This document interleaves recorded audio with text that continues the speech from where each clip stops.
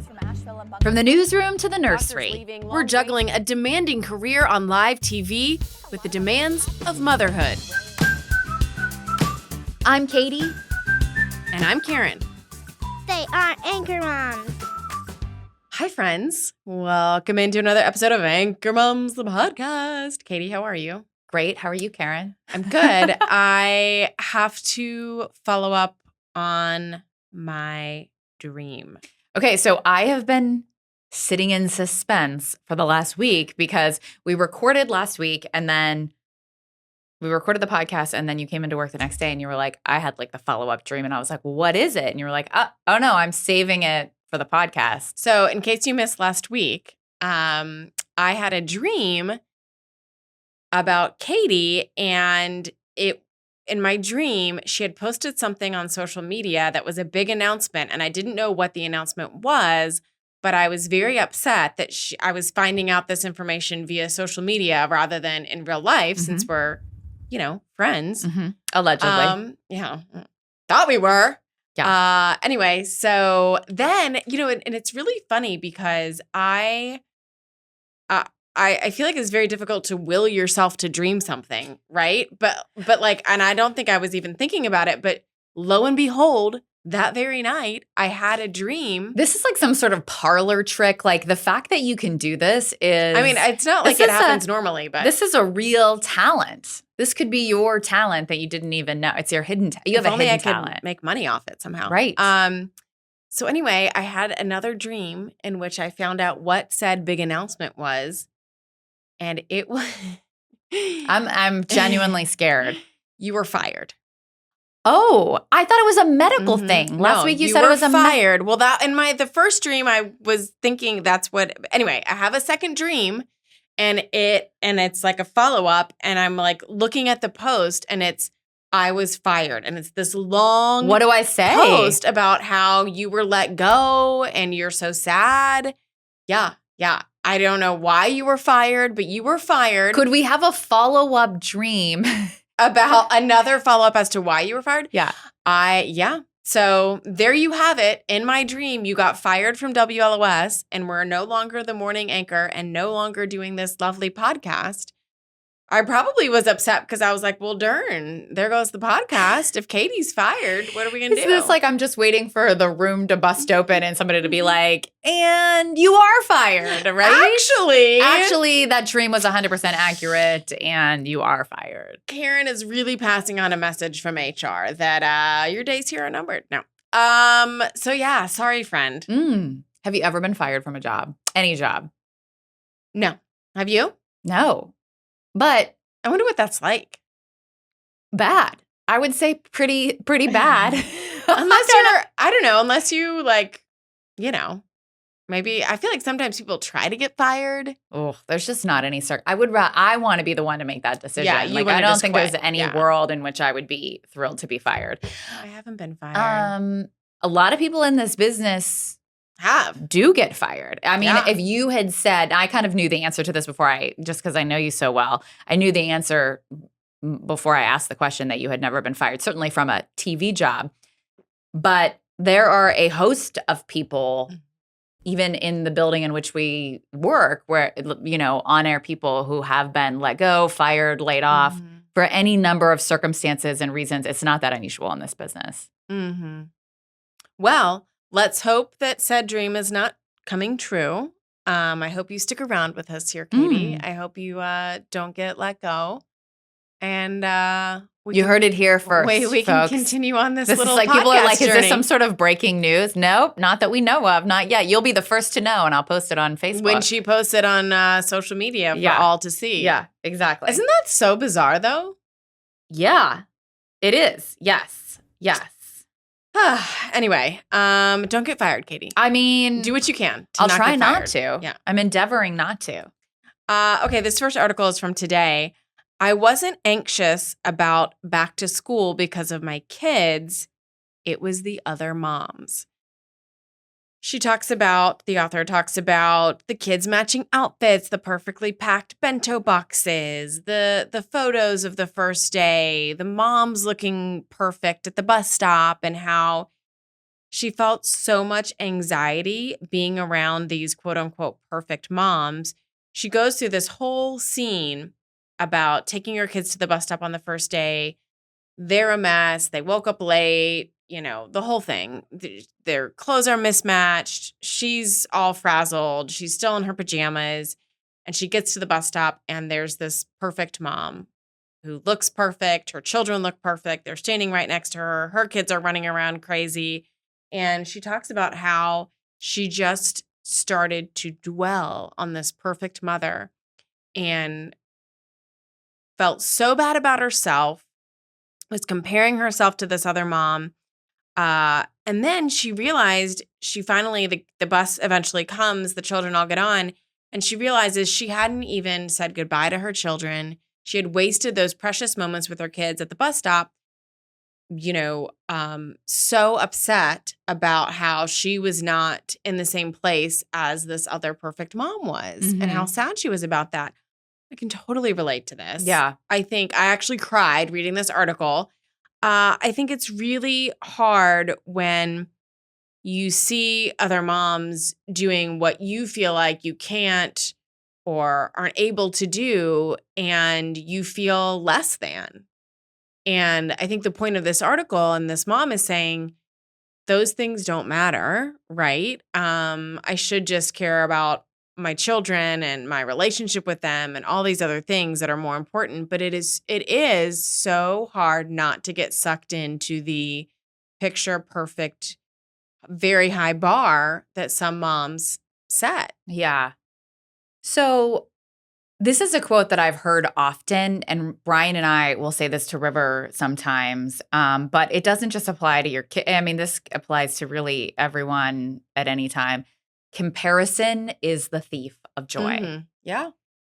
I would also argue that every mom at one point feels the exact same way that the mom in this article does. It's so easy to look at other people, especially when you have no idea what's going on behind the scenes, and assume that things are perfect because you have no idea what's going on behind closed doors. Sure. I mean, it would be interesting to know even this mom that this author is comparing her, this writer is comparing herself to. I'll bet she has some of these same feelings about another mom, or, about other aspects of her life, like some days as a mom, how sometimes you feel like you're nailing it. And then literally the next day you're like, I'm failing at everything. I mean, doesn't everybody have good days and bad days? And it's possible that you're seeing some of this one specific mom on what's a stellar day. Yeah. Right? I mean, I do think you're right, but I also do think there are those moms who always present themselves well. I mean, I think you're one. Like, it was funny because I was reading this article and I had just seen your Instagram post of you and River on the first day of school. And I thought, gosh, Katie always looks so put together. Oh my gosh, I was coming from work. So this is the thing. Let me tell you, as you're saying this, the background to that picture is I anchored that morning. Literally, I said to Charles, my co-anchor, we got to tape this we always tape a tease right after. We got to tape this in one take. I rushed home on the interstate, interstate that's always crowded. I rushed home to literally get that picture. And in my head, I was harried. I had to drive back to work. I had 1,000 things going through my head. And I was having trouble being present for River because I had such a hectic morning. Right. You're seeing one post on Instagram, but the real behind the scenes is Brian and I were kind of snarking at each other because he's trying to get out the door and I'm trying to fix River's hair. And, our nanny is, she's anxious. That's exactly what this article is talking about. Yeah. Right? I don't know. I will say for our kids' school, I don't feel quite the same. I don't know. I maybe it's Asheville, maybe it's my the school that we go to, and I think you would have a different thing to say about this, but I don't feel like sometimes I'll see moms who look perfect and whatever, but I feel like in general, our school is pretty casual. I see moms who look a hot mess. Mm-hmm. You know, I don't Mm-hmm. feel like there is that like clique of perfect moms that I think some other schools might have. So I think that's helpful for me, that I don't feel like there's that direct comparison. I mean, sure, sometimes. The other thing I was going to say was, and this kind of to your point of what you just said, a couple of weeks ago, we were at church, and it was a morning. You know, the kids were arguing. It was just crazy getting out the door. I didn't have time to even like dry my hair. You know, I barely brushed it. Whatever. I was amazed we made it in one piece. And after church, another mom who I know came up and said, you know, I just don't know how you do it. Mm-hmm. Your kids and you always look so put together. You're always here on time. Your children behave, which I was like, oh, are you watching a different family here? But it was one of those moments where I was like, oh my gosh, I feel none of those things. Yeah. I am not any of those things. But to this mom, she thought that I was, which I'm not. But it, again, is all in the eye of the beholder, right? Mm-hmm. And all in what that particular mom is going through, what you put on other moms, and what you know, there's definitely families where I'm like, oh, they have got it all together. And who knows if they really do? I mean, they don't. Nobody has it all together. I don't think, I mean, I don't know. I don't think so. Maybe that's what I just tell myself not to feel bad about. Yeah. I have made a vow to myself this school year that I am going to practice. I even just said this to my sister on the phone.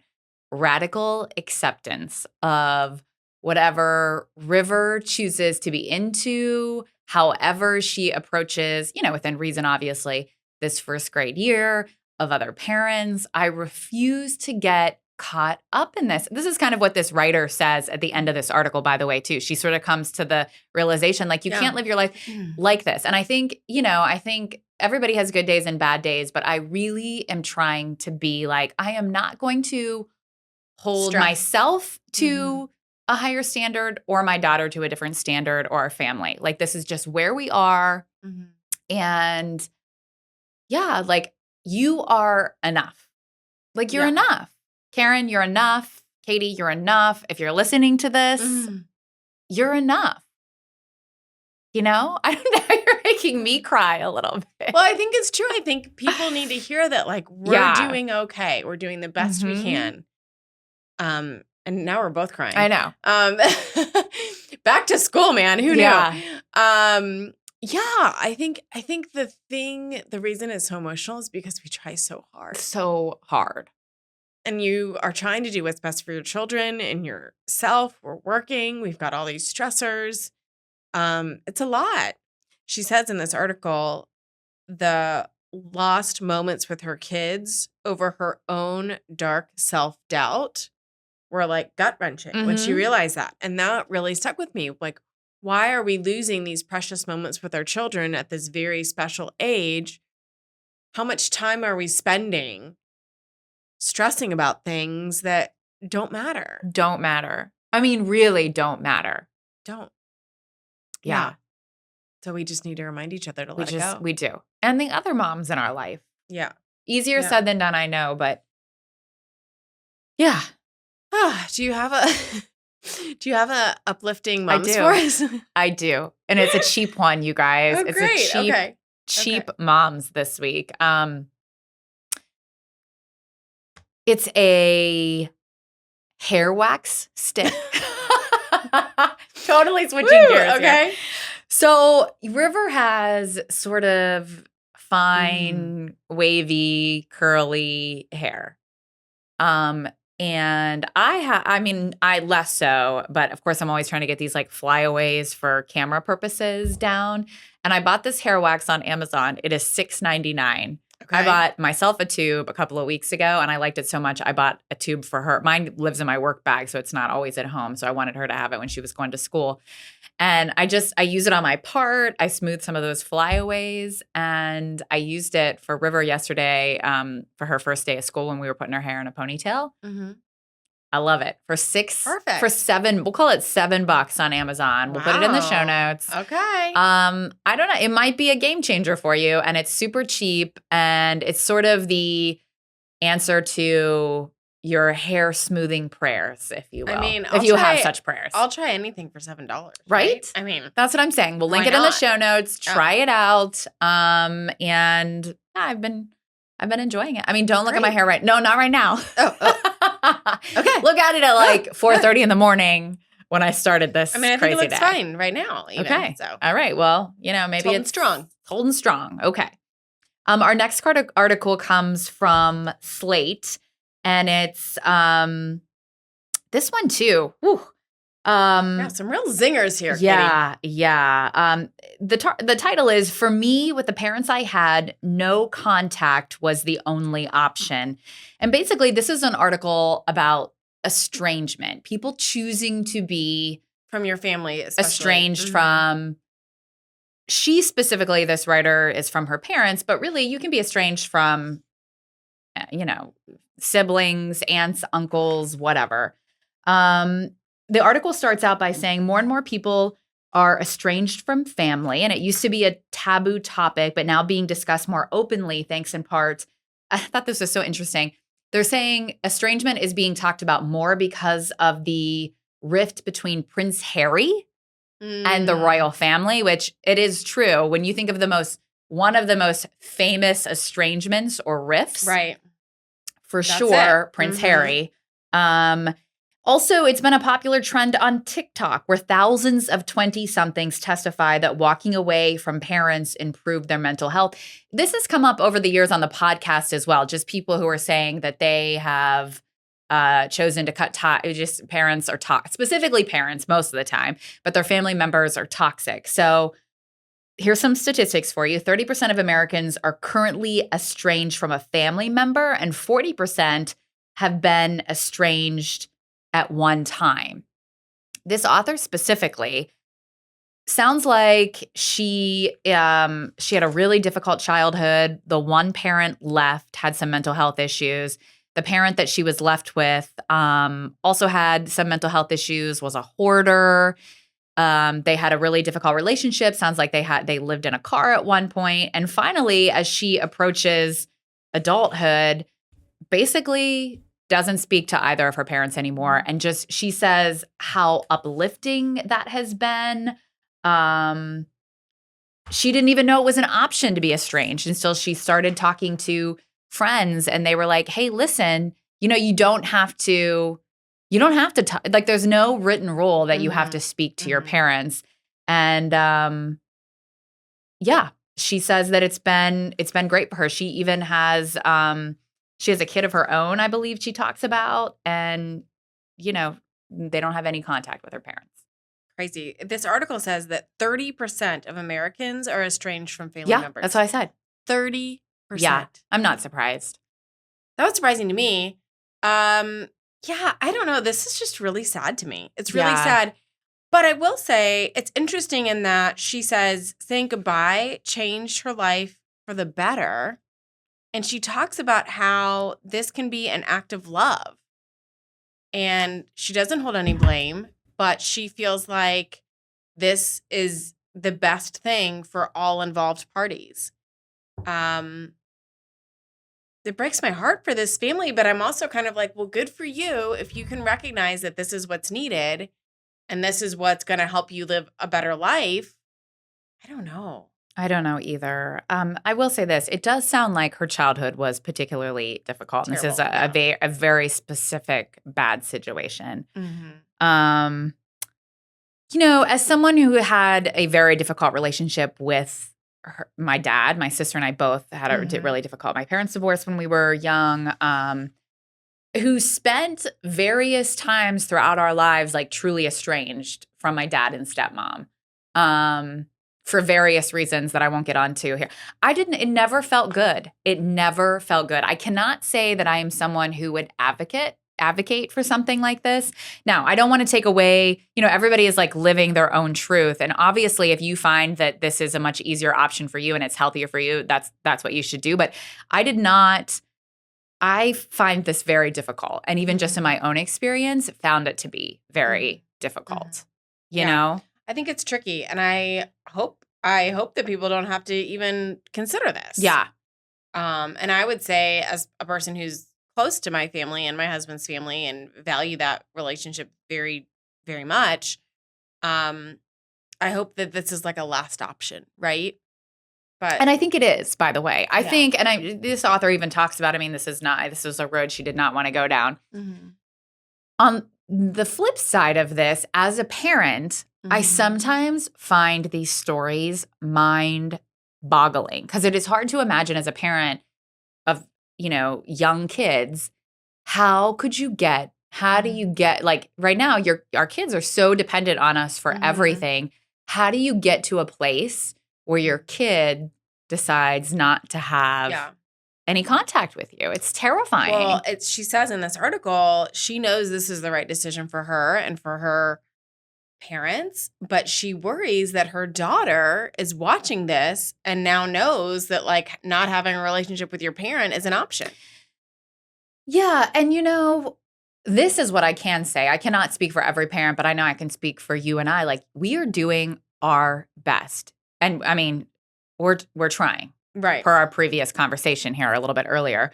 And it's scary to think that your kids are going to reflect back on some of the stuff. It's like some of the decisions that you made and the actions that you took and the words that you said scarred them, even though you're trying your best. I don't know. That's what I find crazy. I have to believe that, this was, her parents had serious This issues is a very going on. specific situation. I can't imagine that our kids, I hope our kids aren't going to say, we're going to estrange, we're not going to have a relationship with you because of something you said and the way you worded something when I was 5. Well, I think it's more complicated than that, right? I don't know, because I've been watching sort of this. I think the New York Times did an article on this. I have seen this on social media where people, this has been a thing a couple of years ago, 20 years ago, 30 years ago. I think it was like, you just put up with your parents, right? Like your parents were toxic, but you just did it because they were your parents. And now there's this whole thing like, you don't have to do it, But that makes me sad. Absolutely, it's sad. Absolutely, it's sad. So I don't know. It's an interesting trend. And like I said, I just, as someone who had a really complicated relationship for many years with their dad, it makes me, I just never felt good about it. And I don't think he felt good about it either. And thankfully, by the time he passed away earlier this year, we were in a better place. Yeah. But it was just, I don't know. I don't even really have to be honest, I'm struggling to find the words for it because it just did not feel good. It just did not feel good. I did not feel good about it. It was like something that was with me the whole entire time. Even now, I reflect back on it. I don't necessarily regret it because I do think there were some things that were not done right. Like I think they were some of the complications were justifiable, if that makes sense. Right. But it makes me sad we weren't able to come to a better solution than not speaking for a couple of months, Yeah.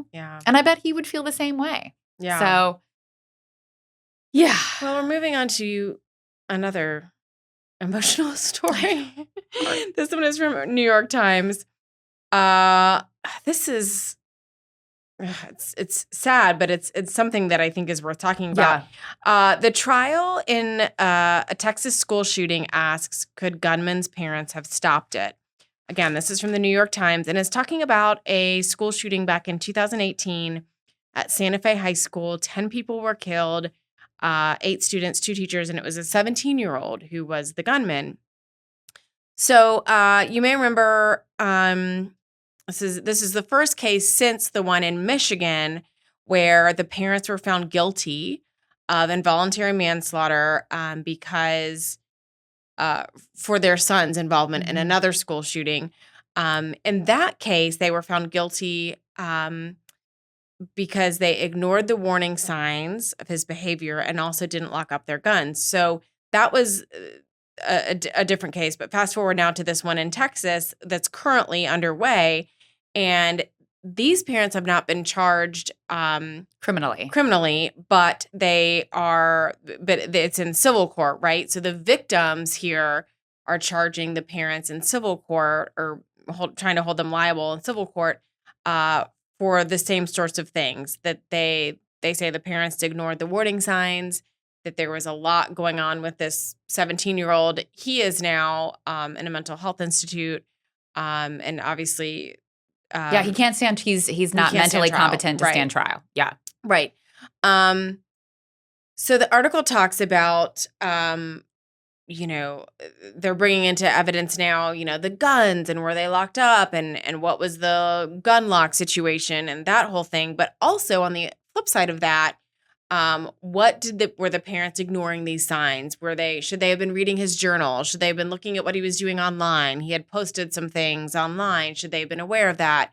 Were they checking in with his teachers? And did they know his grades were slipping and those sorts of things? This is obviously tragic on all levels. For me personally, I think that the not locking up guns and your children having access to your guns feels easier to say, yes, the parent should be held responsible for that, right? That feels like if you have guns in your home and your children have access to them, that is not okay. That feels like to me, that should not be allowed, and they should be held responsible if they didn't lock them up, their children had access, and then they committed a very terrible crime. The other side of it, though, the behavioral, should parents be held responsible when their children make terrible choices, gets way dicier, way more of a gray area to me, because I feel like it just boils down to kind of a central question of, are we to blame if our children make bad choices? Obviously, this is a very egregious case. This person killed people, but I don't know. The parents in this story sounds like they tried to do everything they could. They were trying to be good parents. They didn't necessarily realize their child had gotten into such a bad mental space. So I think it's hard to say, you're terrible parents. You need to be charged for something that they didn't know that their child had gone down this path. Yeah. So these parents did lock the guns up. Now the guns were on display in a glass case. They were locked up, and I believe, because after reading this, their son searched everywhere for the key and found the key. I see. He was buying ammunition online. They did not know about it. They had not read his journals. They were not monitoring what he was doing online or these journals. By the way, he's 17. So, the defense attorneys here are arguing that he's almost 18. Right. It was just not on their radar, not something they were thinking about. The case in Michigan, that's that Ethan Crumley case. That's the one where the parents were found criminally guilty. Yeah. Yes. Were convicted. Yeah. That son was sending them text messages saying that he was having some mental health issues. They ignored the text messages. He got in trouble at school for making some violent drawings, got called to school, and the parents this was a blatant disregard. Right. It's just in my opinion, it's a very different case. These parents, to me, willfully ignored what was right. And that kid needed help. When the text messages came out in the trial from this kid, you were like, how could you not? How did you ignore this? This case, it seems to me, do you remember what you were doing? I remember what I was doing in high school. And let me tell you, my mom did not know, obviously not these things, but I was sneaking around doing things that teenagers do. And my mom did not know about it. So it is not far-fetched to me that the parents don't know what he's doing online. She didn't know who I was talking to on AOL Messenger. Right. No. Yeah. You know what I'm saying? Yeah. I had journals. She didn't know what I was writing in those journals. So to me, this feels like a stretch. I don't want to take away, obviously, the pain of these family members, of these students that were killed, because this is like a lose-lose situation. Right. But it's hard, when your 17-year-old makes a bad choice, like you said, it's hard to connect the dots all the time to the parents. And if we always are connecting the dots, that is terrifying as well, from a parent perspective. Yeah, well, I think, you bring up a good point that, the Michigan case it felt like the parents very deliberately chose to ignore it. Just reading this article and reading what the parents in this Texas case are saying, to me, the mom said, there had been another school shooting and I sat my kids down and talked to them about it. I was doing the parent-teacher conferences. There wasn't any major issue. I felt very bad for these parents because it did feel like I don't think they were, they bad feel like parents. Victims to me as well. Like they felt, again, not to the extent as these poor children who were killed in the school, but these parents feel to me like this is in the wake of their kid, another set of victims. In fact, they go to the school when they hear about the shooting, worried that their kids have been shot. Correct. Right. And then they have to find out there that, oh my gosh, it's my kid who was the one who did the shooting. Not the case in the Michigan shooter case, by the way. If I remember that case was fascinating to me. So if you have the it's not uplifting, but it is an interesting case. When they heard that there was a police presence at the school, they reached out to their son and told him, like, don't do it. Like they had an inkling that it may be him. Happen. Yeah. Well, that he may be the one like shooting in the school. So 2 different cases, and even from a like court and law perspective, again, the difference between a civil trial and a criminal trial. But right. Yeah, this is a gray area and a very fine line of like charging parents for some of this Well, it stuff. does bring you, of course, as parents, it brings you to the question of, okay, well, what if my kid does something, hopefully nothing as serious as this, but what are the lesser things my kid could do? They make a bad choice and then I'm held accountable for it because I'm their parent. It's a little bit terrifying to think that, hopefully our kids make great choices, but it is an interesting, it's almost like the opposite side of, we had talked on the podcast before about when your children do well and, get a scholarship and those sorts of things. And is that like a direct correlation to you as their parent? So it's just, how strong is that line, right? Between that connection between you and your kids and how responsible are you for them, whether it's good or bad, right? It's interesting. And I don't want to take away the burden of the families of these victims because I cannot imagine. So we'll see how this plays out in court. I have read that both sets of parents being charged like this is like starting to set a precedent, right? So it's something, if you are ignoring signs of your kid having mental health issues, if you have any idea that they would do something like this, I think these prosecutors are sending a warning sign like, listen, you will be in trouble too. Yeah. Well, yes. And I think it feels like to me, I don't know. It feels like there's got to be a pretty clear indication of whether the parents, were intentionally ignoring these signs or whether they were oblivious to them. Like you said, I think there's a very clear difference between I wasn't reading my kid's journal every night, but I was also like doing everything I could to be a good mom. Right. I don't know. I do think the gun thing, if anything, I also hope that it will, as you said, send a very clear message that parents, if you have guns in your house, why would you not keep them locked and whatever you have to do to hide the key in a place that no one knows where it is, or it's also locked, or, you can put it in a safe with a code that only you and your wife know, whatever. In the Michigan case, the parents bought their son that gun, even though they were receiving text messages and saw some warning signs. Yeah. So you could see where this is like, you really have to dig here to figure out how much responsibility, because I'm not saying all parents should be absolved from this. Do you know what I'm saying? Yes. Yeah, I do. So interesting. It's an interesting case. Well, I'm going to do you have a win? I have a win, and I'm going to lighten the mood here. Yeah. Woo.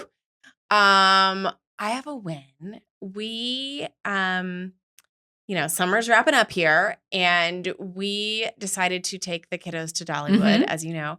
And I feel like, have we talked about Dollywood on this show before? I don't know. If you don't know about Dollywood, my friends, my listeners, our listeners, it is the most glorious place. It is about less than 2 hours from us here in Asheville, and it is an amusement park, but so much more than an amusement park. Of course, created by Dolly Parton, the best. So we try to go once a year, but we took our kids, and this time it was such a win because this time I just felt like we did everything the right way. We went to the kid zone first with like the little kid rides, and Sam and Bennett got to have their day and like do all the little kid rides, and just the big kids were very patient as they were doing that. And I feel like the way the park is set up is so genius because there's something for everyone in every section of this amusement park. Anyway, it was just the best. It was the best day. It was so nice to have the kids. We took a day off work, so the park was not crowded, which was amazing. So we didn't have to wait in lines. And the most fun part was the two big kids, Ellery and Henry, are now at a point where they want to ride all the big roller coasters, which Gregory and I are big roller coaster people. It was so fun. Yeah. It was so fun. Like, can we get the front seat? Can we put our hands up the whole time? It was the most fun day. It was really, really fun, minus a couple behavioral issues. Well, it wouldn't be an amusement park with your kids if that wasn't the case. But it was just one of those days that you are like, this is what it's all about, man. Yeah. Like seeing how happy they were, I want to ride this ride, and running over and doing it. The ice cream and the whole thing. It was just a really lovely day. And it was a really great way to have a nice day with our family before school starts. And it gets back to the craziness of back to school routine. So yeah. Well, congratulations. That sounds really fun.